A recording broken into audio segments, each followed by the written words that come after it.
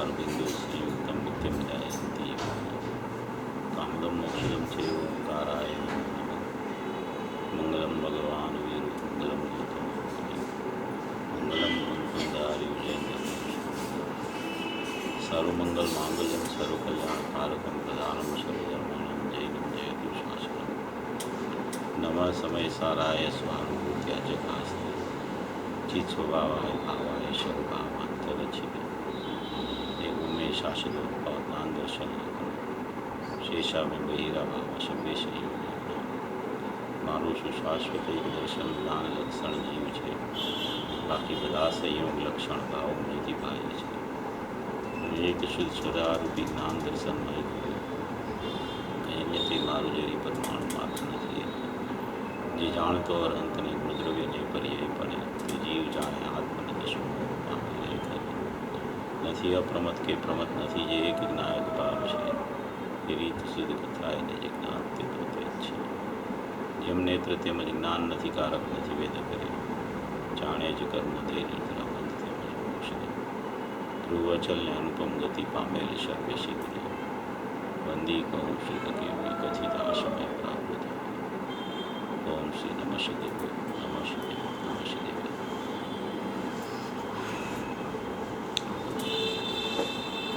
પૂજ્ય ગુરુદેવ શ્રીના પ્રવચનોમાં સમાધિ તંત્ર ઉપરના પ્રવચન ચાલે છે। સમાધિ તંત્રમાં બધા શ્લોકોમાં અલગ અલગ પ્રકારથી વાતો કરી અને મૂળ તો શુદ્ધાત્માનું ધ્યાન જ્ઞાનને શ્રદ્ધાન કરાવવાનો આશય છે। એમાં ઘણી ખરી સમયસારની નિયમસારની ગાથાઓના રેફરન્સ આવી અને પૂજ્ય ગુરુદેવ શ્રીનું અપૂર્વ સ્પષ્ટીકરણ ચાલે છે। બધા શાસ્ત્રોમાં સાર તો મૂળ શુદ્ધાત્માને બતાવવાનો જ હોય છે। શુદ્ધાત્માને બતાવતા જાય અને જે વર્તમાનમાં પર્યાયરૂપ ભાવો પ્રગટરૂપ દશામાં ચાલ્યા કરે છે એનું આચાર્ય ભગવાન ક્ષણે ક્ષણે સમયે સમયે જ્ઞાન કરાવતા જતા હોય છે। એટલે એક તો શુદ્ધાત્માનું સ્વરૂપ અને એક જ્ઞાનનું સ્વરૂપ આ બે મૂળમાં વાત બધામાં હોય છે અને એના સિવાય જે નવ તત્વોની પરિપાટી છે એનું જે કાંઈ સ્વરૂપ ચાલ્યા કરતું હોય છે એનું આચાર્ય ભગવાન જ્ઞાન કરાવતા હોય છે। આપણે એમાં અત્યારે અહીંયા 13મી ગાથાનો સ્વાધ્યાય ગયા રવિવારથી ચાલુ કરેલો છે। 13મી ગાથા ઘણી અપૂર્વ છે, ઘણી સૂક્ષ્મ પણ છે અને એમાં પૂરેપૂરું સ્વરૂપ આચાર્ય ભગવાને આવરી લીધું છે। નવ તત્વનું સ્વરૂપ શું કહેવાય, નવ તત્વમાં છુપાયેલી આત્મજ્યોતિ એટલે શું અને એ નવ તત્વ સ્વરૂપ આખો જીવ છે એમાંથી આત્મજ્યોતિ કેવી રીતે કાઢવી એની મૂળ વિધિ આમાં બતાવવામાં આવેલી છે। અને જ્યાં સુધી નવ તત્વનું પણ શ્રદ્ધાન જીવને નથી હોતું ત્યાં સુધી ખરેખર શુદ્ધાત્માનું શ્રદ્ધાન નથી થઈ શકતું અને ખરેખર શુદ્ધાત્માનું શ્રદ્ધાન થતાં નવે તત્વ આવા છે એવું જ્ઞાન પણ થઈ જાય છે। એવી આ અલૌકિક ને અપૂર્વ ગાથા છે। એમાં મૂળ 11મી ગાથા, 12મી ગાથા અને 13મી ગાથા એ ત્રણેય ગાથા સંધિરૂપ છે। 11મી ગાથામાં મૂળ તો દરેક પ્રકારના વ્યવહારને અભૂતાર્થ કહી અને શુદ્ધાત્માને ભૂતાર્થ કહી અને એનો આશ્રય લઈ અને સમ્યક દર્શનની વિધિ બતાવવામાં આવેલી છે। એ સમ્યક દર્શનની વિધિ બતાવતા એમાં આચાર્ય ભગવાન ફરમાવે છે કે અભેદ વસ્તુ જે તારી ત્રિકાળ છે એમાં કોઈ પણ પ્રકારના ભેદો જ્યાં સુધી દ્રષ્ટિગોચર થયા કરે છે ભેદો ત્યાં સુધી અભેદની દૃષ્ટિ થતી નથી અને જ્યાં અભેદની દૃષ્ટિ થાય છે ત્યાં ભેદો હોવા છતાં એ ભેદો ભાસતા નથી। એટલે કે એકલો અભેદ ત્રિકાળી દ્રવ્ય સામાન્ય જ ભાસે છે એવું મૂળ વાતનું સ્વરૂપ સ્પષ્ટ આ 11મી ગાથામાં કરી અને શુદ્ધને એકલો જ ભૂતાર્થ છે એવા જૈન દર્શનના પ્રાણ સ્વરૂપ ગાથા એનું વર્ણન પૂરેપૂરું 11મી ગાથામાં આવ્યું. ચારેય પ્રકારના વ્યવહાર અભૂતાર છે, એકલો શુદ્ધ નહીં ભૂતાર છે. એ વાત આવતા જીવને સમ્યક દર્શનની પ્રાપ્તિ થઈ, અને સમ્યક દર્શનની પ્રાપ્તિ થયા બાદ જીવ સળંગપણે તો નિર્વિકલ્પ દશામાં રહી શકતો નથી. માટે એ નિર્વિકલ્પ દશામાંથી ચ્યુત થઈ અને જ્યાં સવિકલ્પ દશામાં આવે છે ત્યારે 12મી ગાથાનો જન્મ થાય છે. અને એ 12મી ગાથાનો જન્મ થાય છે એમાં વ્યવહારની જાણેલો પ્રયોજનવાન છે એવું જે વાત આવેલી છે કે જ્ઞાની વિકલ્પાત્મક દશામાં આવે છે ત્યારે એનું જે જ્ઞાન વર્તતું હોય છે એવા જે જ્ઞાનના 2 ફાંટા પડી જાય છે. એ 2 ફાંટા પડતા એનો એક ફાંટો છે એ તો પરિણતિ રૂપે અંદર ચાલતો હોય છે અભેદપણે, અને બીજો ભાગ છે એ વિકલ્પાત્મક દશામાં ઉપયોગ એનો બહાર આવે છે. એવા ઉપયોગમાં ઉપયોગવાન છૂટતા ઉપયોગમાં ઉપયોગ રહી જાય છે. ઉપયોગવાન નિર્વિકલ્પ દશામાં અભેદપણે પરિણમતો હોય છે, અને એ નિર્વિકલ્પ દશા છૂટી જાય, નિર્વિકલ્પ દશામાંથી વિકલ્પાત્મક દશામાં જીવ આવી જાય તો વિકલ્પાત્મક દશામાં પણ એ જ્ઞાનીનું સ્વરૂપ કેવું હોય છે કે એ વિકલ્પાત્મક દશામાં પણ અભેદપણે એની પરિણતિ તો દ્રવ્યને જ ભાવતી હોય છે, ધ્યાવતી હોય છે. એ પરિણતિ અને શુદ્ધાત્મા એવો ભેદ રહેતો નથી ત્યાં.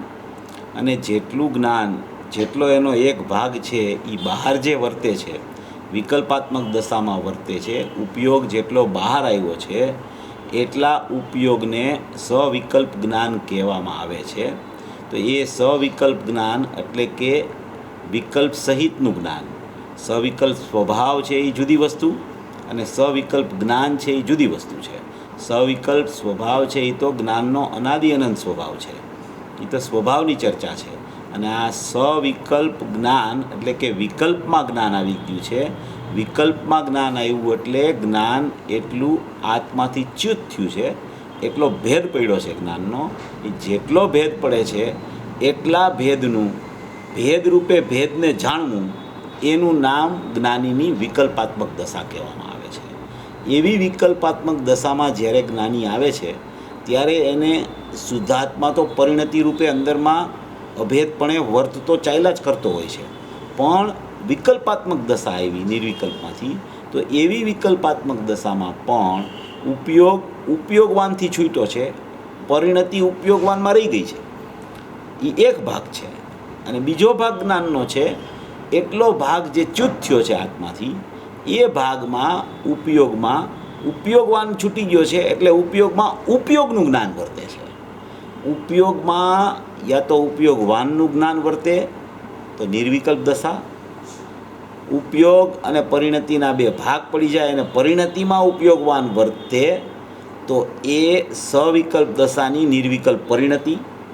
અને વિકલ્પાત્મક દશા એ સમયે જેટલો ઉપયોગ બહાર છે એમાં ઉપયોગમાં એટલે કે જ્ઞાનમાં જ્ઞાનનું જાણવું ભરતા કરે છે. એનો અર્થ જ્ઞાનીને સવિકલ્પ દશામાં વ્યવહાર જાણેલો પ્રયોજનવાન છે એમ કહેવામાં આવે છે. જેટલો જ્ઞાનનો ભેદ એટલો વ્યવહાર, જેટલું જ્ઞાન અભેદ એટલો નિશ્ચય. જ્ઞાનીની સ્થિતિમાં યા તો એને જ્ઞાયકનું જ્ઞાન વર્તતું હોય છે નિર્વિકલ્પ દશામાં, યા તો વિકલ્પાત્મક દશામાં પરિણતિમાં નિર્વિકલ્પ રૂપે આત્મા વર્તતો હોય છે, અને યા તો વિકલ્પાત્મક દશામાં જે એનું જ્ઞાન ઉપયોગ બહાર ગયો છે એક ભાગ કે એક ભાવ જે કયો એ કહેવાય. એને જ્ઞાનીઓ 2 વર્ણન કરતા હોય, કોઈ જ્ઞાની જ્ઞાનના 2 ભાગ કહે, કોઈ જ્ઞાની જ્ઞાનના 2 ભાવ કહે. 2 એકાર્થવાદ છે, એમાં કંઈ ફરક નથી. તો બીજો ભાગ જેટલો ઉપયોગનો બહાર આવે એટલા ઉપયોગનું જાણવું થાય. એ ઉપયોગમાં ભેદરૂપે ઉપયોગનું જાણવું થાય એનું નામ જ્ઞાનીની વિકલ્પાત્મક દશા કહેવામાં આવે. જ્ઞાની યા તો ઉપયોગવાનને જાણે યા તો ઉપયોગને જાણે, એની બહાર જ્ઞાનીનું જાણવું કાંઈ હોતું જ નથી. આટલામાં બધું સમાવિષ્ટ થઈ જાય છે. લોકાલોક એમાં આવી ગયું. જ્ઞાનને જાણતા લોકાલોકનું જ્ઞાન થઈ જાય છે, એનું નામ લોકાલોકને જાણ્યું એવો ઉપચાર કરવામાં આવે છે. એનું નામ જ્ઞાનીની વિકલ્પાત્મક દશામાં વ્યવહાર જાણેલો પ્રયોજનવાન છે એમ કહેવામાં આવે છે. હવે એ 11 ને 12 ગાથા થયા પછી 13મી ગાથાનો જન્મ થયો. જે જીવને સમ્યક દર્શનની ઉત્પત્તિ થાય એ જીવને એની સાથે સાથે સમ્યક જ્ઞાનની ઉત્પત્તિ થાય અને થાય જ. તો એ સમ્યક જ્ઞાનની જે ઉત્પત્તિ થઈ એ સમ્યક જ્ઞાનમાં જેવું સ્વરૂપ એના દ્રવ્યનું, એના ગુણનું અને એની પર્યાયોનું જેવું સ્વરૂપ હોય એવું સ્વરૂપ એના જ્ઞાનમાં જેમ છે એમ વર્તતું હોય. જેમ છે તેમ. પર્યાયમાં રાગ હોય તો એ પર્યાયમાં રાગ છે એમ જાણે. પર્યાયમાં પુનપાપના ભાવ વર્તતા હોય તો પર્યાયમાં પુનપાપના ભાવ વર્તે છે એમ જ જાણે. એમ ન કહે કે આ પર્યાય છે એ જ્ઞાનની જ છે, એમ ન કહે. એમ કહે કે પર્યાયમાં અત્યારે વર્તમાનમાં પુનપાપના ભાવ વર્તે છે, અત્યારે આશ્રવ વર્તે છે, અત્યારે સંવરની ઉત્પત્તિ થઈ છે, અત્યારે નિર્જરાનો કાળ ચાલુ છે અને મોક્ષ દશા થઈ તો એમ જાણે છે કે મોક્ષ થયો. એમ એ જાણવું છે એ જ્ઞાનનો સ્વભાવ છે. જેટલી આ નવતત્વની પરિપાટી વર્ણવવામાં આવી છે એ મુખ્યપણે ચારિત્રની વર્ણન સ્થિતિ છે. એ ચારિત્રનું વર્ણનાત્મક સ્વરૂપ છે. એમાં જેટલા તત્વો આવે છે ને એ ચારિત્રની અપેક્ષાએ બધા તત્વોનું વર્ણન આવ્યું છે. પુનપાપનું વર્ણન ચારિત્રની અપેક્ષાએ છે, આશ્રવનું વર્ણન ચારિત્રની અપેક્ષાએ છે. આશ્રવના નિરોધપૂર્વક સંવર થયો તો એ જેટલી માત્રામાં સ્વરૂપાચરણ ચારિત્ર થયું એટલો સંવર કહેવામાં આવે તો એને સંવરપૂર્વક નિર્જરા થાય અને નિર્જરા થઈ તો જેટલી માત્રામાં નિર્જરા વર્તે છે એટલું ચારિત્ર એટલે શું કે લીનતા. ચારિત્ર એટલે બીજો કોઈ અર્થ નથી એનો. જેટલી એની સ્વરૂપમાં લીનતા વધતી જાય એટલું એનું ઉગ્ર પ્રતપન થતું જાય અંદર. એટલું ચારિત્ર એનું વધતું જાય. એટલું ચારિત્ર જેટલું વધતું જાય એટલી એની સ્થિરતા વધતી જાય અને એ સ્થિરતાનો પ્રકાર જે વધતો હોય એ જ્ઞાનમાં જાણવું થાય. જ્ઞાન તો જાણવું કામ કરે અને આ બધા પ્રકારો એક પછી એક જે ચારિત્રની અપેક્ષાએ ચાલ્યા આવતા હોય એનું જ્ઞાનમાં જાણવું થયા કરે. એ જાણવું થાય એમાં બધું જાણે કે પુનપાપ છે, આશ્રવ છે, સંવર થયો, નિર્જરા ચાલુ છે, મોક્ષ થયો. એમ એ જાણવું એનો સ્વભાવ છે. અને આ બધા તત્વોની પરિપાટી છે એ બધી પરિપાટી ચારિત્ર અપેક્ષાએ કહેવામાં આવે છે. હવે માત્ર ચારિત્ર અપેક્ષાએ જ છે એમેય નથી. માત્ર ચારિત્ર અપેક્ષાએ જ છે એમેય નથી. હવે ચારિત્ર અપેક્ષાએ જ માત્ર હોય તો તમે મિથ્યાત્વને શેમાં નાખો? મિથ્યાત્વ તો વિપરીત શ્રદ્ધાનું નામ મિથ્યાત્વ છે. તો એ તો મિથ્યાત્વ છે, એ તો શ્રદ્ધાનો દોષ છે. તો શ્રદ્ધાનો દોષ જે મિથ્યાત્વ છે એને પણ આચાર્ય ભગવાન આશ્રવમાં નાખે છે. આશ્રવ છે ને 4 પ્રકારના છે: મિથ્યાત્વ, અવ્રત, કસાય અને યોગ. મિથ્યાત્વ, અવ્રત, મિથ્યાત્વ છે એ ચોથું ગુણસ્થાન ન આવ્યું હોય ત્યાં સુધી મિથ્યાત્વ વર્તતું હોય.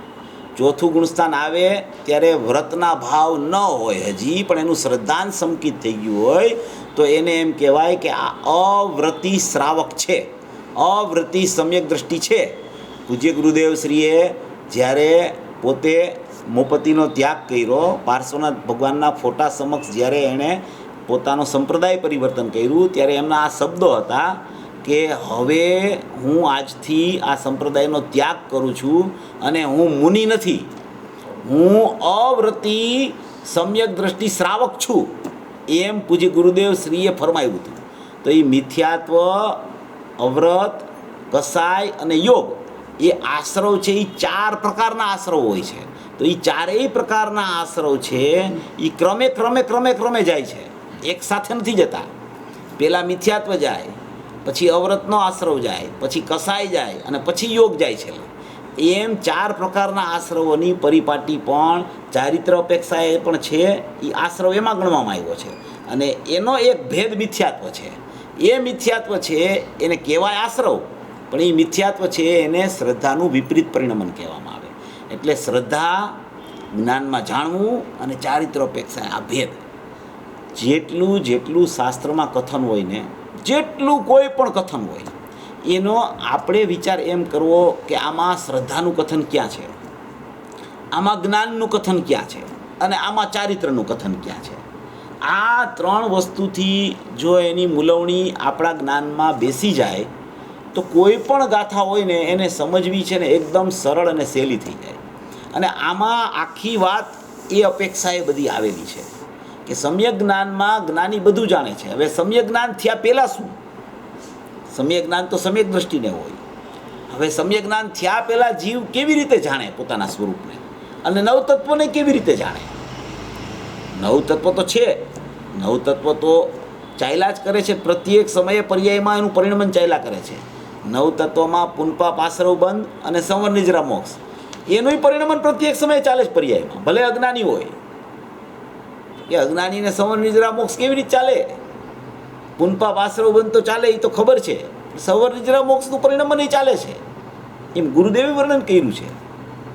ત્યાં આપણે એને મુખ્યત્વે દ્રવ્ય સંવરની વાત છે, દ્રવ્ય નિર્જરાની વાત છે કે કોઈ પણ સમયે તો કે ભાઈ દ્રવ્ય નિર્જરા એટલે એ શું, એ કેવી રીતે દ્રવ્ય નિર્જરા, એને શું કહેવાય ખરેખર?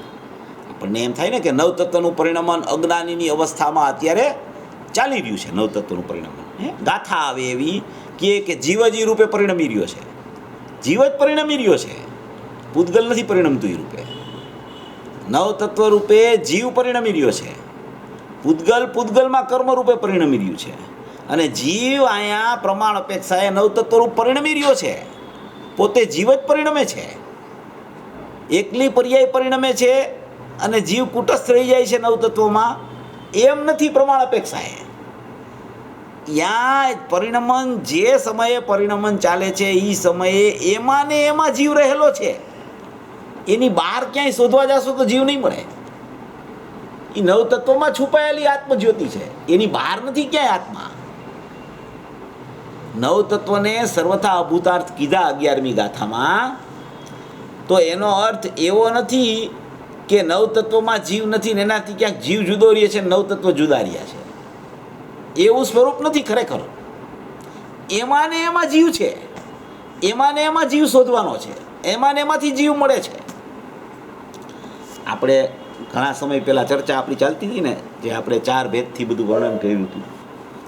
આપણે બધાને ઘણાને ખબર હશે, યાદ હોય તો ખબર નહીં, મને યાદ ન હોય તો કહી દઉં.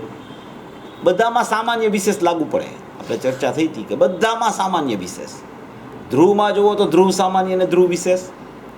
પછી પ્રમાણના દ્રવ્યમાં જુઓ તો દ્રવ્ય સામાન્ય અને પર્યાય વિશેષ. પછી પર્યાયમાં જુઓ તો પર્યાય સામાન્ય અને પર્યાય વિશેષ. અને પછી બીજો ભેદ પર્યાયનો જોવો તો પર્યાયમાં ક્ષણિક ઉપાદાન અને પર્યાયમાં નૈમિતિક. આ ચારેય વાત છે, એમાં બધામાં સળંગપણે જ્ઞાન વ્યાપે છે. જ્ઞાન સળંગપણે વ્યાપે છે. જ્ઞાન એનાથી ક્યાંય જુદું નથી હોતું. એમાંય કહેવામાં આવે કે પુનપાપમાં રાગનું કિરણ નથી, જ્ઞાનનું કિરણ નથી. જ્ઞાન એનાથી જુદું રહે છે, એટલે પુનપાપ રૂપે જ્ઞાન થતું નથી એમ કહેવામાં આવે. પણ એ છે ક્યાં? ત્યાં ને ત્યાં જ છે. પ્રમાણ અપેક્ષાએ જોવો તમે તો જીવ જ નવતત્વરૂપ પરિણમી રહ્યો છે. જીવ જુદો નથી એ સમયે, છે અપરિણામી. અપરિણામી પરિણમન જે ચાલે છે એમાં પરિણામીમાં અપરિણામી છુપાયેલો છે. એકલા પરિણામમાં અપરિણામી નથી. અનિત્ય પર્યાય છે, એમાં નિત્ય જીવ કેવી રીતે હોય? નિત્યાનિત્ય સ્વરૂપ છે આખું પ્રમાણનું, એમાં નિત્યાનિત્યમાં છે ને નિત્ય જીવ છે. ભાઈ તો બહુ દ્રષ્ટાંત આપતા હતા, મોસંબીનો દ્રષ્ટાંત આપતા હતા. ઘણામાં એવી ખતવી શકાય. મોસંબીનો એક દ્રષ્ટાંત છે. મોસંબીમાં તમે ખતવી શકો, કેળામાં ખતવી શકો, નાળિયેરમાં શ્રીફળમાં ખતવી શકો, એલચીમાં ખતવી શકો, તમે જેમાં ધારો એમાં લીંબુમાં ખતવી શકો. કોઈ પણ વસ્તુમાં તમે પ્રમાણ અપેક્ષાએ જીવને જોવો તો એમાં ને એમાં જ છે ને જીવ અંદરમાં રહેલો છે, એની બહાર જીવ નથી. જો એ પ્રમાણવાળા જીવને તમે કાઢી નાખો તો જીવ ન મળે તમને, અને પ્રમાણને ઉપાદેય માનો તોય જીવની પ્રાપ્તિ ન થાય. એનું દ્રષ્ટાંત ભાઈ આપતા હતા કે મોસંબી છે. હવે મોસંબી છે એ શું છે કે મોસંબી છે એ જ્ઞેય છે. જ્ઞેય એટલે શું કે જાણવા યોગ્ય પદાર્થ, એને જ્ઞેય કહેવામાં આવે. જ્ઞેય એટલે જાણવા યોગ્ય પદાર્થ, આદરવા યોગ્ય પદાર્થ નહીં. અને હે કરવા યોગ્ય પદાર્થ એ નહીં. મુસંબીને તમે ફેંકી દો, હે કરી નાખો તો રસે વયો જાય, અને મુસંબીને આખીને તમે ગ્રહણ કરો તો છોતરા સહિતની મુસંબીમાં રસ ના આવે. તો એમાં ને એમાં હે ઉપાદેય છે, એટલે એને રાખવું પેલા પ્રમાણના વિષયને. નવ તત્વમાં છુપાયેલી આત્મજ્યોતિ છે, તો એ નવ તત્વમાં ને નવ તત્વમાં શોધવાની છે. મુસંબીમાં ને મુસંબીમાં રસ છે, મુસંબીની બહાર રસ નથી. છોતરા કાઢી નાખો તો એકલા છોતરામાં રસ નથી. એમ પર્યાયને તમે જુદી પડી દો તો પર્યાયમાં આત્મા નથી. આત્મા દ્રવ્ય પર્યાય સ્વરૂપમાં છે, પરિણામીમાં અપરિણામી છે. કોઈ એમ કે પરિણામ મારાથી ભિન્ન છે અને દ્રવ્ય મારાથી જુદું છે, અને પરિણામમાં આત્મા ઉપાદેય થશે. પહેલા તો પરિણામી છે એ આખું. પેલા પરિણામને જુદા પાડમાં તું, પેલા પરિણામીને રાખ. એટલે કે નવ તત્વમાં આત્મા છુપાયેલો છે એવા નવ તત્વના સ્વરૂપને પેલા સમજી લે. પહેલામાં પહેલું અહીંયા ગાથા એવી આવી છો, આપણે આ ગાથા પ્રમાણે અર્થ ચાલે છે. જે ગાથા ચાલતી હોય ને એ ગાથા પ્રમાણે એનો અર્થ સમજવાનો પ્રયત્ન કરીને તો બરાબર સમજાય. પછી એ ગાથાના સમયે આપણે બીજો અંદરમાં આપણો વિકલ્પ ચાલવા માંડે તો આ ગાથાનો અર્થ આપણે ન સમજી શકીએ. આમાં જે કહેવા માગે છે, અજ્ઞાનીની દશા કેવી હોય, જ્ઞાનીની દશા કેવી હોય, અજ્ઞાનીનું અજ્ઞાનપણું કેવી રીતે ચાલ્યું જાય, અજ્ઞાની જ્ઞાની કેવી રીતે થઈ જાય.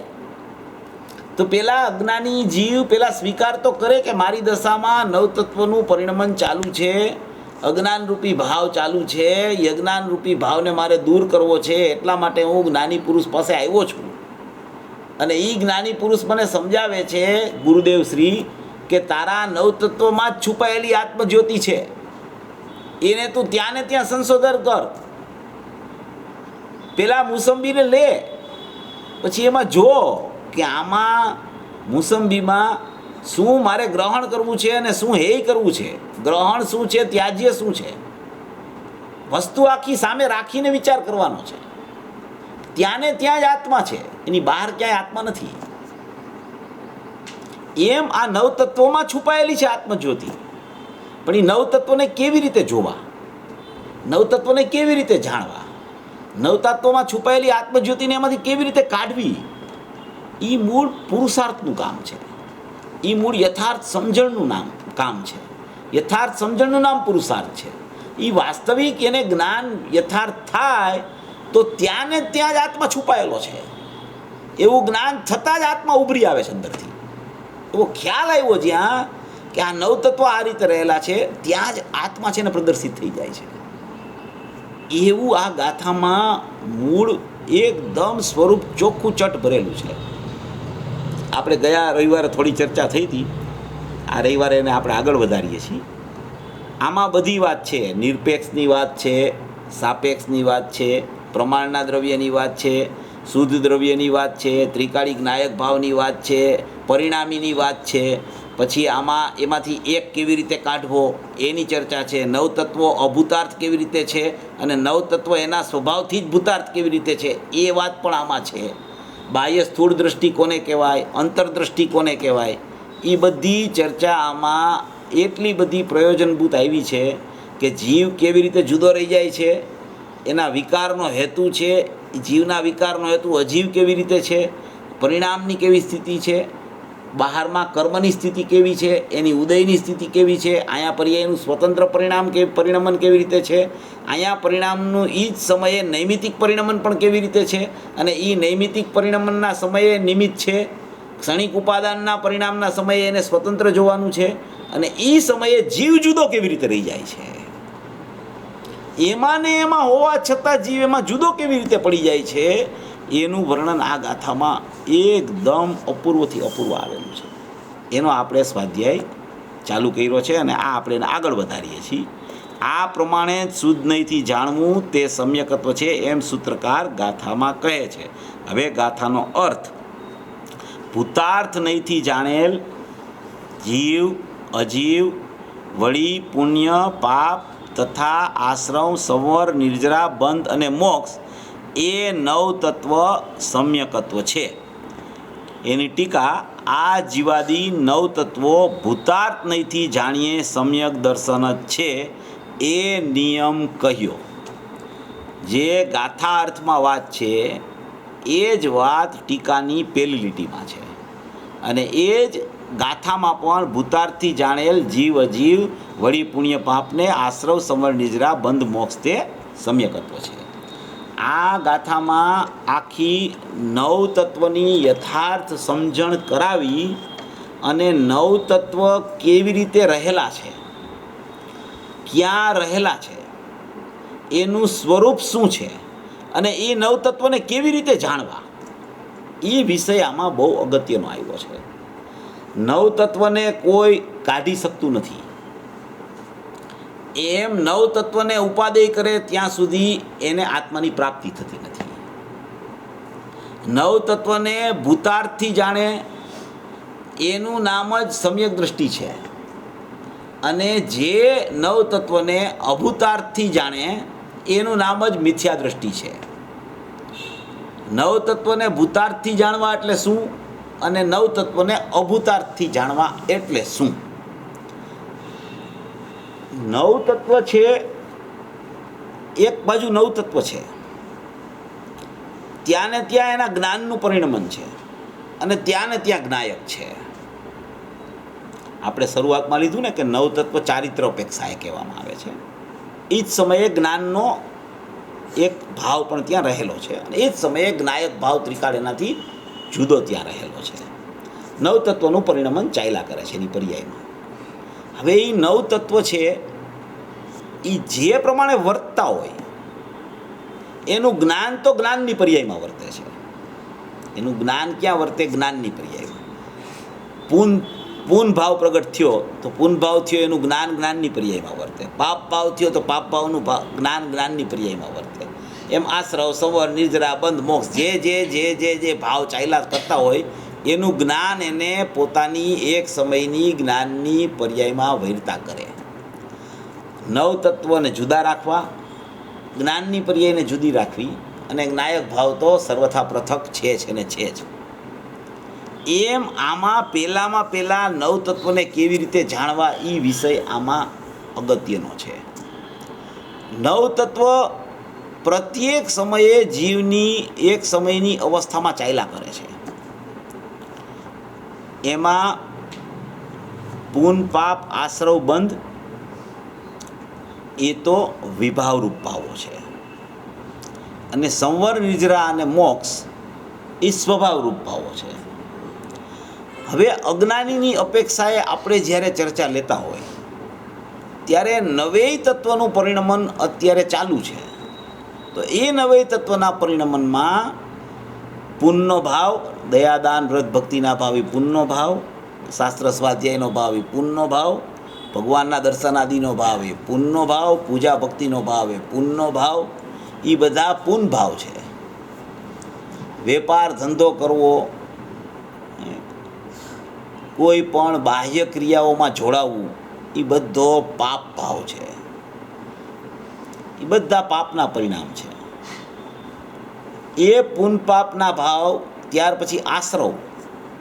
તો આશ્રવ ભાવ પુન પાપ મળીને પણ આશ્રવ કહેવાય, અને આશ્રવમાં યોગ પણ સાથે આવે છે. એ અપેક્ષાએ આશ્રવને જુદો પાડ્યો છે ત્યાં. બરાબર?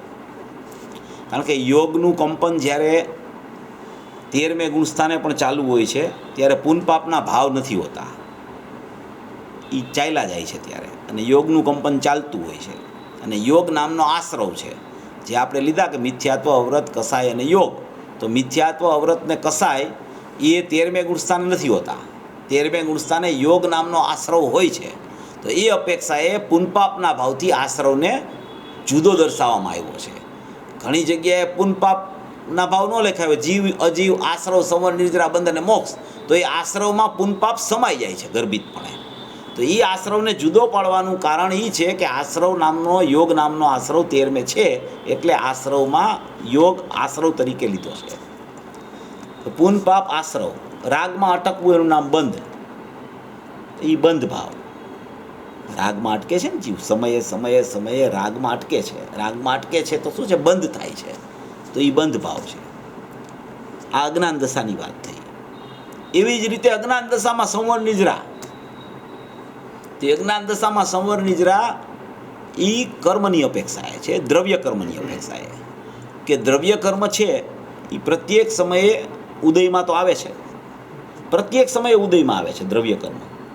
જૂના કર્મ જે એને પોતાના જ રાગ અને મિથ્યાત્વના નિમિત્તે, રાગ અને મિથ્યાત્વ નિમિત્ત છે, અને કર્મ બંધાય છે એ નૈમિતિક છે. કર્મ ક્યાં બંધાય છે? પૂતગલમાં. જો આપણે છે ને આ ગાથાનો પૂરો વિસ્તાર લેવો છે, એટલે બધી વાત આમાં, આ બધી ચર્ચા આપણે લેવી છે. કોઈ એક જ વાતથી આ ગાથા નથી. પૂરું સ્વરૂપ આપણા ખ્યાલમાં આવી જવું જોઈએ. તો પછી છે ને એમાંથી જ્ઞાયક તરત આમ ખ્યાલમાં આવી જાય કે આ બધું છે ને એ બધું અહીંયા છે, જ્ઞાયક તો હું છું, એમ એને અંદરથી ઉભરી આવે જ્ઞાયક. તો સંવર છે એમાં દ્રવ્ય સંવર, તો અહીંયા રાગને મિથ્યાત્વ નિમિત્ત છે, અજ્ઞાન એનું નિમિત્ત છે, અને બહારમાં કર્મ પૂતગલમાં પ્રત્યેક સમયે બંધાયા કરે છે. બરાબર? તો એ બંધાય છે, કર્મ બંધાય છે, કર્મનો બંધ થાય છે. દરેક જીવને 7 કે 8 કર્મનો બંધ નિયમથી ચાલુ હોય છે. દરેક જીવને સમ્યક દર્શન ન થાય ત્યાં સુધી એ રીતે ચાલુ હોય. તો એ જે બંધ થાય છે, કર્મનો બંધ થયો, અહીંયા મિથ્યાત્વ, રાગ અને અજ્ઞાન એ નિમિત્ત પડ્યું, અને અહીંયા નૈમિતિકપણે કર્મનો બંધ થયો છે. તો એ કર્મનો બંધ છે એની સત્તામાં પૂતગલમાં પડેલો છે. હવે એ કર્મનો બંધ થયો પછી એનો જ્યારે કાળ પાકે ઉદયમાં આવવાનો, બંધ તો થઈ ગયો, હવે એનો કાળ પાક્યો ઉદયમાં આવવાનો. ઉદયમાં તો આવે ને, જૂના કર્મ જે બંધાયેલા હોય એ જૂના કર્મો શું થાય કે ઉદયમાં આવે. કર્મ કાંઈ પર્યાયને નુકસાન નથી કરી શકતા, કર્મ કાંઈ જીવને નુકસાન નથી કરી શકતા, પણ કર્મનો ઉદય જરૂર છે. કોઈ એમ કહે કે કર્મનો ઉદય છે જ નહીં, એમ નથી. કર્મનો ઉદય કર્મની સત્તામાં છે, પર્યાયનો ઉદય પર્યાયની સત્તામાં છે, અને જીવ તો સ્થાયી છે. એમ અહીંયા કર્મનો ઉદય જે જૂના પૂર્વે બાંધેલા હતા એનો અબાધા કાળ પાકતા એનો ઉદય આવ્યો. તો ઉદય આવ્યો એ સમયે ઉદય આવી અને એ ઉદય પાછો ખરી જાય. તો એ ખરી ગયો પછી જીવ જો એમાં જોડાય, કર્મનો ઉદય આવ્યો એમાં જીવ જોડાય. જોડાય કોણ? જીવ એટલે જીવની એક સમયની પર્યાય જોડાય. જીવ જુદો રહીએ, પૂતગલમાં કર્મ છે એની પર્યાય છે, અને એમાં પૂતગલ દ્રવ્ય જુદું છે. પૂતગલ દ્રવ્ય જુદું, જીવ દ્રવ્ય જુદું. જીવની પર્યાય અહીંયા, પૂતગલની પર્યાય અહીંયા. જીવની પર્યાય અને પૂતગલની પર્યાય એ બેયને નિમિત્ત નૈમિતિક સંબંધ છે. નિમિત્ત નૈમિતિક સંબંધમાં પણ ત્રિકાળી દ્રવ્ય જુદું જીવ, અને પૂતગલનું દ્રવ્ય પણ જુદું. પૂતગલની પર્યાય અને જીવની પર્યાય એની સાથે નિમિત્ત નૈમિતિક સંબંધ ચાલે છે. એ નિમિત્ત નૈમિતિક સંબંધના સમયે પણ જીવ જુદો રહી ગયો છે, પૂતગલ દ્રવ્ય જુદું રહી ગયું છે, એને કાંઈ સંબંધ નથી થતો. અહીંયા જે કર્મનો ઉદય આવ્યો અને અહીંયા જીવની પર્યાયમાં ઉદય આવ્યો. હવે એ પર્યાયમાં ઉદય આવતા પર્યાય જો કર્મમાં જોડાય એટલે શું કે કર્મનો ઉદય આવતા એને એમ થાય કે આ મારામાં ઉદય આવ્યો, આ કર્મને કારણે મને કાંઈક થઈ ગયું, આ કર્મને કારણે અહીંયા રાગનો ઉત્પાદ થયો, કર્મને કારણે અહીંયા અજ્ઞાન થયું. એનું નામ જોડાણો કહેવાય. જોડાય એટલે કાંઈ આમ જાતો નથી, અહીં કર્મ અહીંયા આવતા નથી. કર્મ અહીંયા કર્મની સત્તામાં છે, અહીંયા એનો ભાવ ચાલે છે. એ ભાવમાં જે એનો ભાવ પ્રદર્શિત થાય છે કે આ કર્મનો ચારિત્ર મોહનો ઉદય આવ્યો એટલે અહીંયા મને રાગની ઉત્પત્તિ થઈ, દર્શન મોહનો ઉદય આવ્યો એટલે અહીંયા મિથ્યા શ્રદ્ધા થઈ. એમ જે એને અહીંયા મિથ્યા શ્રદ્ધાન થયું અને આરોપ આપ્યો એને આના ઉપર, તો એમ કહેવાય કે એ જોડાણો કર્મમાં. તો એ કર્મમાં જોડાણો એમ કહેવાય, જોડાતો નથી, કર્મમાં જોડાણો. અને હવે એ શું થયું? એક સમય પૂરતો જોડાણો, એક સમય પૂરતો અહીંયા ભાવ ચાલ્યો. એ ભાવ ચાલ્યો તો એ જ સમયે અહીંયા શું થયું કે જૂના કર્મ શું થયા? જૂના કર્મ તો ગયા, નિર્જરા થઈ ગઈ, ઉદયમાં આવીને ખરી ગયા, પણ નવો બંધ થયો પાછો કર્મનો. નવો બંધ ચાલુ થયો, જૂનાની શું થઈ? ખરવું થઈ ગયું. તો એને એમ કહેવાય કે એ દ્રવ્ય સંવર થયો, દ્રવ્ય નિર્જરા થઈ, દ્રવ્ય મોક્ષ થયો. એ દ્રવ્ય અપેક્ષાએ, કર્મ અપેક્ષાએ બધી ચર્ચા છે. એનું નામ જીવ નવ તત્વ રૂપે અનાદિથી પરિણમે છે. અજ્ઞાનીનો જીવ પણ કોઈને એમ થાય કે સંવર રૂપે કેવી રીતે પરિણમતો હોય છે, મારે તો સંવર છે નહીં. વાસ્તવિક સંવર તો કોને કહેવાય? દ્રવ્યના આશ્રયે પોતાની પર્યાયમાં શુદ્ધતાની ઉપલબ્ધિ થાય, શુદ્ધતા પ્રગટ થાય, એને સંવર કહેવાય વાસ્તવિક. તો આ સંવર કયો સમજવો અજ્ઞાનીને? કે અજ્ઞાનીનો જીવ નવતત્વ રૂપે પરિણમી રહ્યો છે, તો એ ત્યાં દ્રવ્ય સંવર, દ્રવ્ય નિર્જરા અને દ્રવ્ય મોક્ષની ચર્ચાઓ ત્યાં છે. હવે કોઈ પણ સમય અહીંયા ઉદય આવે છે ને, તો એ જૂના કર્મનો ઉદય આવે છે, એ ઉદય નવા કર્મમાં નિમિત્ત નથી થતો. જો આ સમજવા જેવી વાત છે બહુ. આપણે થોડુંક કર્મની પદ્ધતિ આપણને ખબર હોવી જોઈએ. નિમિત્ત પણ અહીંયા પડ્યું છે રાગનું. રાગ નિમિત્ત બને છે, મિથ્યાત્વ નિમિત્ત બને છે, અજ્ઞાન નિમિત્ત બને છે. આ ઉપાદાન છે કર્મ. પહેલાં આપણે અહીંથી ઉપાદાન લઈ, પછી અહીંનું ઉપાદાન સમજી. બે વસ્તુમાં બે ઉપાદાન સમજવા અને બે વસ્તુને નિમિત્ત નૈમિતિક સંબંધ કેવી રીતે છે એ પણ જ્ઞાન હોવું જોઈએ. એક જ પર્યાય છે, એક જ પર્યાયમાં ઉપાદાન પણ છે અને એક જ પર્યાયમાં નૈમિતિક છે. પર્યાયમાં પર્યાયનું ઉપાદાન અને પર્યાયમાં પર્યાયનું નૈમિતિક, એ આખી પર્યાય છે ને એ પ્રમાણ છે. એ પર્યાયને ઉપાદાનથી અને નૈમિતિકથી બેયથી તમે જુઓ તો એ ઉપાદાન અને નૈમિતિક એ બેયને તમે ભેગા કર્યા તો એ પર્યાય શું થઈ ગઈ? પ્રમાણ થઈ ગઈ પર્યાય. પર્યાયને એકલી તમે ઉપાદાનથી જોવો તો એ નિશ્ચય છે. પર્યાયને એકલી તમે નૈમિતિકથી જોવો તો એ વ્યવહાર છે. અને એ ઉપાદાન અને નૈમિતિક એ બેને ભેગા કરીને તમે પર્યાયને જોવો તો એ પર્યાયનું પ્રમાણ છે. એ પર્યાયનું પ્રમાણ કહેવાય. એ પર્યાયના પ્રમાણમાં એ પર્યાયનું પ્રમાણ પહેલાં રાખવું. જેમ જીવનું પ્રમાણ રાખ્યું આપણે મોસંબી રૂપે, એમ પર્યાયનું પણ પ્રમાણ છે. એ પર્યાયના પ્રમાણમાં ક્ષણિક ઉપાદાને આવી ગયું અને પર્યાયના પ્રમાણમાં નૈમિતિકે આવી ગયું. એ ક્ષણિક ઉપાદાન એ પર્યાયનો નિશ્ચય કહેવાય. નૈમિતિકપણું એ પર્યાયનો વ્યવહાર કહેવાય. એ પર્યાયનો નિશ્ચય અને પર્યાયનો વ્યવહાર એ બેયને ભેગા કરો એટલે પર્યાયનું પ્રમાણ થાય. એટલે એક જ પર્યાય, એ પર્યાય ઉપાદાનપણે પણ છે ક્ષણિક, એ જ પર્યાય નૈમિતિકપણે પણ છે. નૈમિતિકપણે તમે જુઓ તો નિમિત્તની સાપેક્ષતા એમાં લાગુ પડે છે, અને એને ક્ષણિક ઉપાદાનથી જુઓ તો એ નિમિત્તથી નિરપેક્ષપણે લાગુ પડે છે. બે એક સમયે એક જ પર્યાયમાં છે, આગળ પાછળના સમયે નથી, એક જ પર્યાયમાં છે. આ નવતત્વની સીધી ચાલે છે. નવતત્વમાં દરેક પર્યાય કેવી રીતે રહેલી છે? પુણ્યની પર્યાય, પાપની પર્યાય, આશ્રવની પર્યાય, સંવરની પર્યાય, નિર્જરાની પર્યાય, મોક્ષની પર્યાય, એ દરેક પર્યાયો એક જ પર્યાય. પુણ્યની પર્યાય થઈ, ભક્તિનો ભાવ આવ્યો, સ્વાધ્યાયનો ભાવ આવ્યો, ભગવાનના દર્શનનો ભાવ આવ્યો. કોઈ પણ પુણ્યનો ભાવ આવે એ સમયે એ પર્યાય છે, એ પર્યાયને તમે એ પર્યાયમાં જ પર્યાયનું પ્રમાણ છુપાયેલું છે, અને એ પર્યાયના પ્રમાણમાં જ પર્યાયનો નિશ્ચય છે. અને એ પર્યાયનો નિશ્ચય ને પર્યાયનો વ્યવહાર એ બેય ભેગા થાય તો પર્યાયનું પ્રમાણ છે. એમાંથી પર્યાયનો નિશ્ચય કોણ કાઢે છે? એમાંથી પર્યાયનો વ્યવહાર કોણ કાઢે છે? એના ઉપર આખો એનો ત્રિકાળી દ્રવ્યમાં અહમ કરવાનો આધાર છુપાયેલો છે. જ્યાં સુધી પર્યાયનું ઉપાદાન અને પર્યાયનું નૈમિતિકપણું, પર્યાયનું ક્ષણિક ઉપાદાન ને પર્યાયનું નૈમિતિકપણું એ એના જ્ઞાનમાં યથાર્થતા ન આવે ત્યાં સુધી એની દ્રષ્ટિ દ્રવ્ય ઉપર નથી જતી, પર્યાયમાં રોકાઈ જાય છે. ફેરફાર કરવાનો કાંઈ એની બુદ્ધિ ચાલ્યા કરે છે. પર્યાય આવી કેમ થઈ? પર્યાય આમ કેમ થઈ? પર્યાય રાગની થઈ કે ચારિત્રમોનો ઉદય આવ્યો ને એટલે રાગની પર્યાય થઈ. ઘણા લોકોને ટેવ નથી હોતી બોલવાની કે હમણાં તો કે પરિસ્થિતિ બહુ એવી ચાલે છે, કર્મનો ઉદય એવો છે ને શું થાય? શબ્દ બોલવામાં છે ને બહુ ચેતવા જેવું છે. એન કેન પ્રકારે કર્મની જ પૂજા થઈ જાય છે. જીવની પૂજા જ નથી કરતો જીવ. એને દેખાય છે ત્યાં એનું જ્ઞાન ત્યાં જ કામ કર્યા કરે છે. આપણે શું થાય? હમણાં તો કર્મનો ઉદય એવો છે, અસાતાનો ઉદય વર્તે છે, હમણાં કર્મની અસાતા છે. એટલે શું થાય છે કે એનું પૂતગલ ઉપર જ લક્ષ છે. એમ નથી વિચારતો કે આપણી યોગ્યતા એવી છે, જીવની યોગ્યતા એવી છે, જીવનું ક્ષણિક ઉપાદાન એવું છે, એની સટકારકની પરિણમન એવું ચાલે છે, એનો સ્વકાળ એવો છે, એની જન્મક્ષણ એવી છે. એમ પર્યાયને પર્યાયના ઉપાદાનથી જોવાની પણ ટેવ પાડવી પડે જીવે.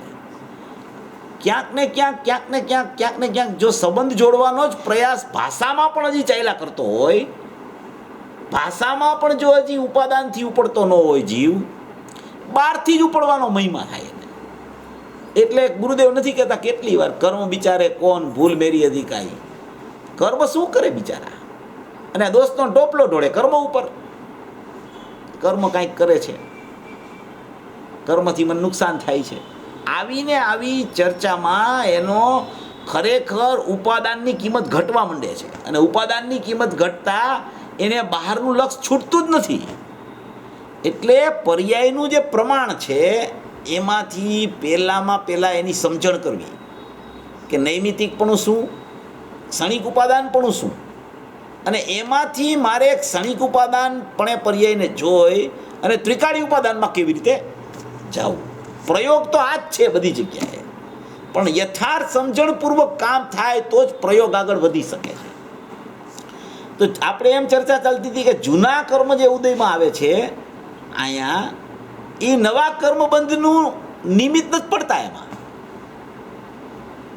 તો આપણે તો એમ જ વિચાર્યું હોય છે ને કે જૂના કર્મ આવ્યા નવો કર્મ બંધ થયો, જૂના કર્મ આવ્યા નવો કર્મ બંધ થયો. એ આખો ટ્રાયેંગલ છે. આમ એક જૂના કર્મ છે, એક અહીંયાની સ્થિતિ જીવની પર્યાયની છે, અને એક નવા કર્મ છે. જે સમયે જૂના કર્મની નિર્જરા છે એ જ સમયે અજ્ઞાની ને નવા કર્મનો બંધ છે. જે સમયે જૂના કર્મ ખરે છે એ જ સમયે અજ્ઞાની ને નવા કર્મનો બંધ થાય છે. કારણ કે અહીંયા જે રાગ છે, કે જે મિથ્યાત્વ છે, કે જે અજ્ઞાન છે, એનું નિમિત્ત પણ પડ્યું છે અહીંયા. એટલે વા નૈમિતિકમાં ઓલો ઉદય આવ્યો અને અહીંયા એનું નિમિત્ત પણ જો એને લીધું તો અહીંયા નવો બંધ થયો.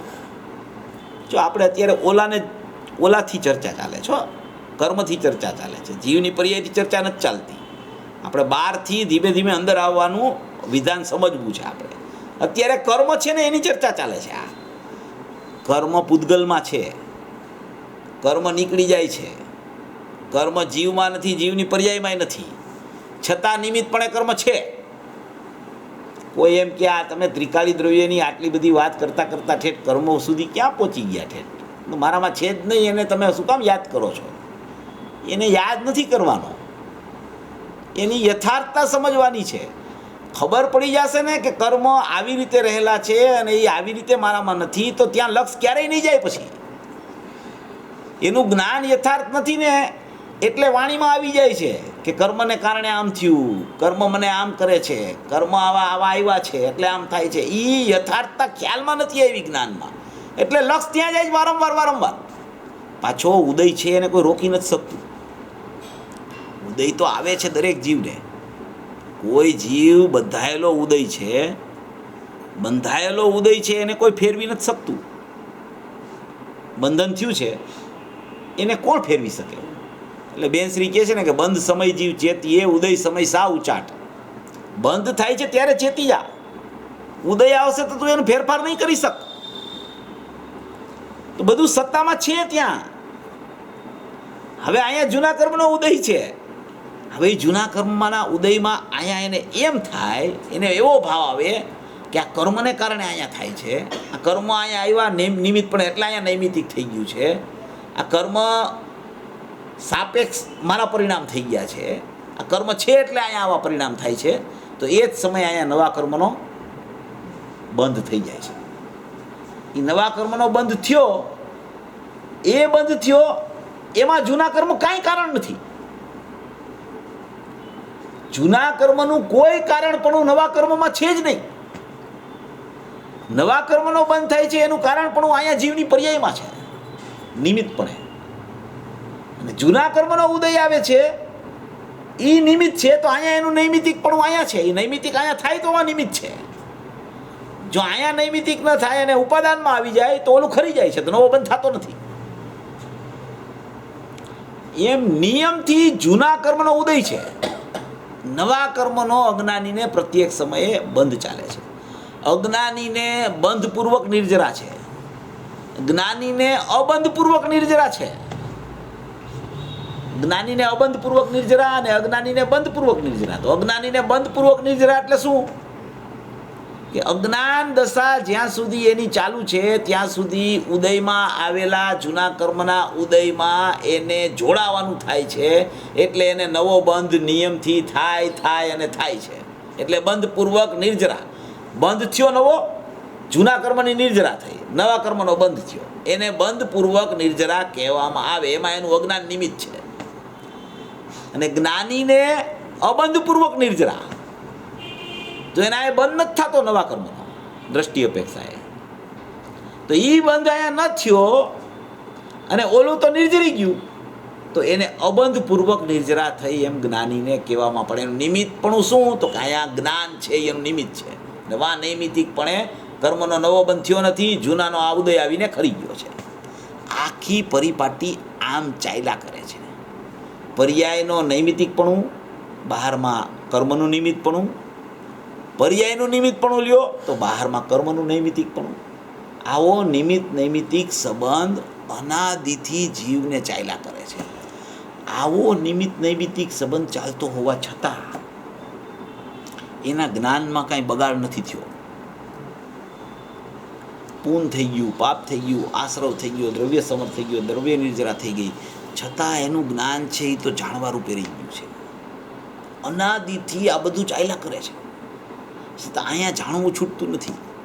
એ જાણવા પણ રહી ગયો છે. આવું જ્ઞાન વર્તે છે એને, જ્ઞાનમાં કાંઈ થતું નથી. હવે એ જ્ઞાનને ભૂલી જાય તો અજ્ઞાન ઉત્પન્ન થાય. એ સમયવર્તી છે. હવે એ જ સમયે અજ્ઞાન કેમ ઉત્પન્ન થાય છે અને જ્ઞાન કેમ ઉત્પન્ન થાય છે, એનું નામ આ નવતત્વને ભૂતાર્થને જે જોવે ને, એનું નામ ભૂતાર્થને જે જીવ નવતત્વને જોવે તો એને જ્ઞાન ઉત્પન્ન થાય. અને એ જ નવતત્વને એ જ સમયે અભૂતાર્થને એટલે નૈમિતિકથી જોવે, જીવથી થાય છે એમ જોવે, કર્મથી થાય છે એમ જોવે, તો એ અભૂતાર્થ નહીં કહેવાય.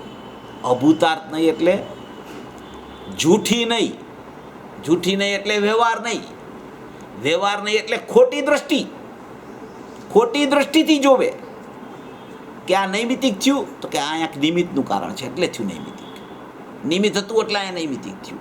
એમ જો જોયા કરે એને આને કારણે અહીંયા થયું, કોઈના કારણે અહીંયા નૈમિતિક પર્યાય થઈ, તો એનું નામ કહેવાય કે ઈ અભૂતાર્થ નહીંથી જૂઠી દ્રષ્ટિથી જોવે છે.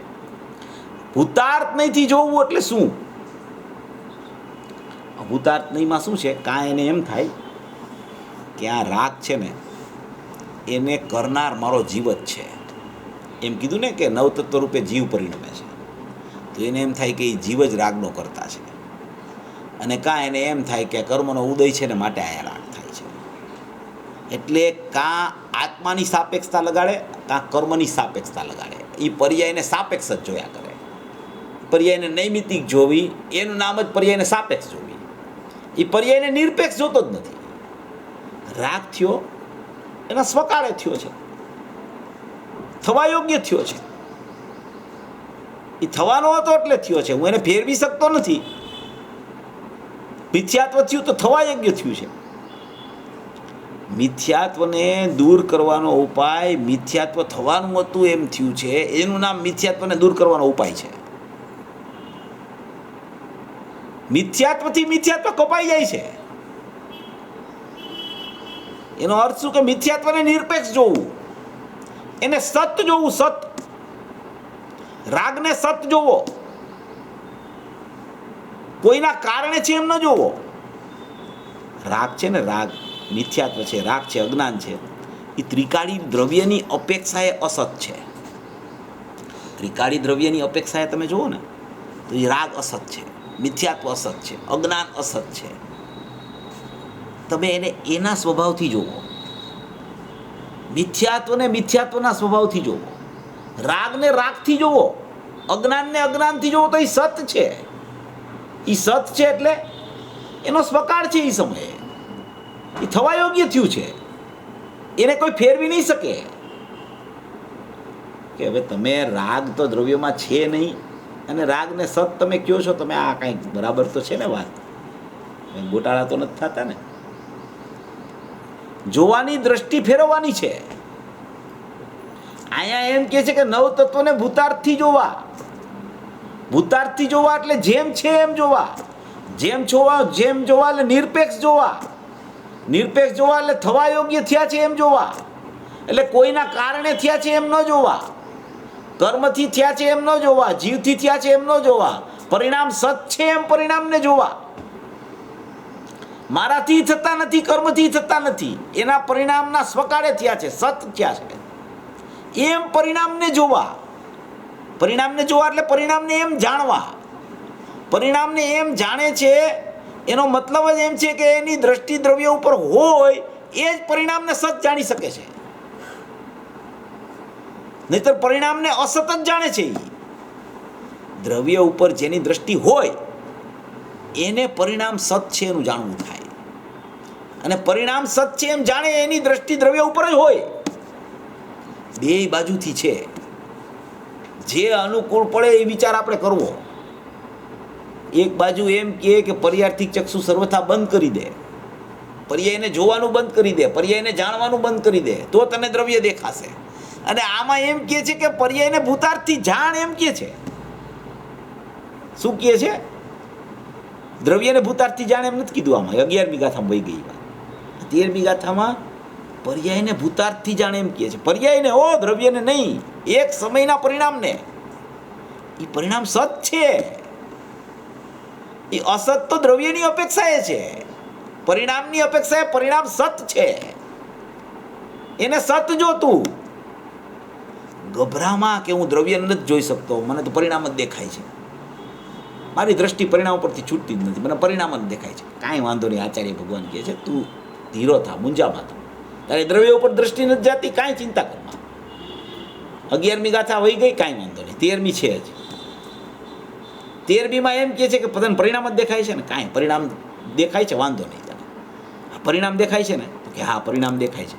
તો પરિણામ કેવા દેખાય છે? તો કે હજી મને સાપેક્ષ દેખાય. તો કે નિરપેક્ષ જોવા માંડ. કોઈ કે મને પરિણામની દ્રષ્ટિ છૂટતી જ નથી, મને પરિણામ જ દેખાયા કરે છે, મને દ્રવ્ય દેખાતું જ નથી. કાંઈ વાંધો નહીં, દ્રવ્ય ન દેખાય તો હમણાં દેખાઈ જશે દ્રવ્ય. પરિણામને સત જોતું, પરિણામને થવા યોગ્ય જો, પરિણામ સ્વકાળે થાય છે એમ જો, પરિણામ એની જન્મ ક્ષણે થાય છે એમ જો, તો ત્યાંથી દ્રષ્ટિ છૂટી જ જશે. તું પરિણામ મારાથી થયા એમ જોવસ, દ્રવ્યથી થાય છે એમ જોવસ, એટલે પરિણામ પરથી દ્રષ્ટિ નથી છૂટતી.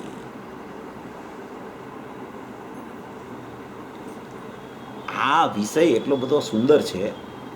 આમાં છે ને બધું આવે, જો યોગ્યતા આવે, પછી સટકારક આવે, પછી જન્મક્ષણ આવે, પછી સ્વકાળ આવે, પછી નિરપેક્ષતા આવે. હવે આ શબ્દ બધા જુદા જુદા છે. આપણને એમ થાય કે એનો ભાવ તો એક જ છે, ભાવે જુદા છે, એમાં ઘણો ફરક છે. યોગ્યતા છે ને, યોગ્યતા એ પરિણામની શક્તિ છે, એ પરિણામ નથી. યોગ્યતા છે એ પરિણામ શક્તિ છે.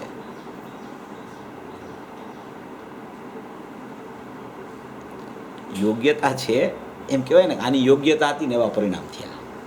તો યોગ્યતા ક્યાં રહેલી છે? એ પરિણામની શક્તિ છે. એ પરિણામમાં પરિણામની શક્તિ રહેલી છે. પરિણામ થવાની શક્તિ દ્રવ્યમાં નથી, કે આવા જ પરિણામ છે એવી શક્તિ દ્રવ્યમાં નથી. એ પરિણામમાં પરિણામની શક્તિ છે, એનું નામ યોગ્યતા જ પરિણામની. એ પરિણામની યોગ્યતા એની શક્તિ છે, અને પરિણામનું પરિણમન થયું, તો એ પરિણામના પરિણમન થયું એના સટકારક છે.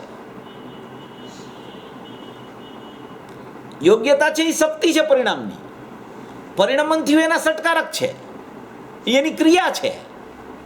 ઓલી તો પરિણામની શક્તિ છે. બધી વાત આવે છે ને એમાં મર્મ હોય છે. કોઈ એમ કહે ને કે ભાઈ આ તો એની યોગ્યતા હતી એટલે એવા પરિણામ થયા. આપણે એમ કે કર્મથી નથી થયા, જીવથી નથી થયા, યોગ્યતાથી થયા છે. ગુરુદેવ ઉપર એક વાત એવી આવી, એક જગ્યાએ બે જગ્યાએ એવી વાત આવી છે કે તમે એક તો ઉપાદાન, નિમિત્ત, નિશ્ચય, વ્યવહાર ને ક્રમબદ્ધ, આ વાત તો 5 હતી. પછી તમે હવે એમ કહો છો કે યોગ્યતા પ્રમાણે થયું જે હતું, આ તમે 6ઠું કાઢ્યું.